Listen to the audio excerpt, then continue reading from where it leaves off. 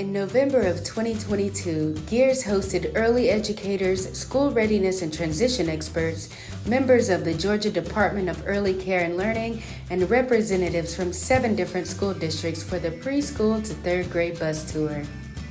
Our first stop was at Zion Chapel, a Title I school in Jack, Alabama. There was a lot of energy from everyone about the potential of their P3 work, from the teachers and the school administrators to the superintendent, but also at the state level, as we heard their passion. That can read already because their parents have been reading to them and they've been exposed to all these things.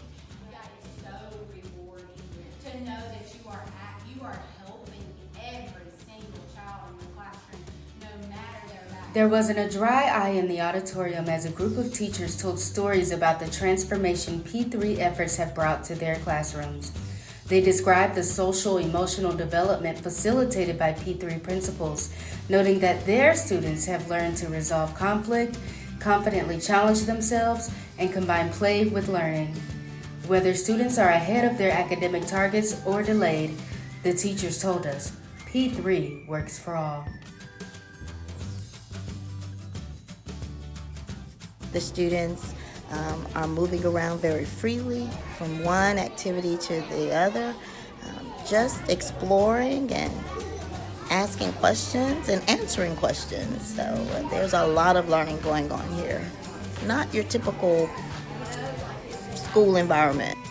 We visited the Alabama Department of Early Childhood Education, where leaders shared the inspiring history of their publicly funded pre-K and P3 programs, serving thousands of students in hundreds of classrooms across the state.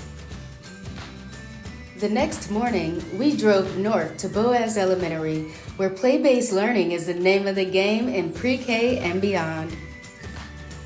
It's important to understand that we're not just playing, we're learning. Our kids are learning. They're learning letters, they're learning numbers, and they're learning basic social emotional skills and cognitive skills while playing. Boaz Elementary employs a highly effective home visiting program, allowing teachers to offer supports and resources to families. This is another available resource to P3 classrooms through Alabama's Department of Early Childhood Education. The bus tour concluded with a half-day P3 summit at Teaching Museum South in Hapeville, Georgia. The conference featured sessions for both administrators and educators of all kinds from across the P3 continuum. GEEARS is excited to host more bus tours in the future. To learn more, visit gears.org/P3.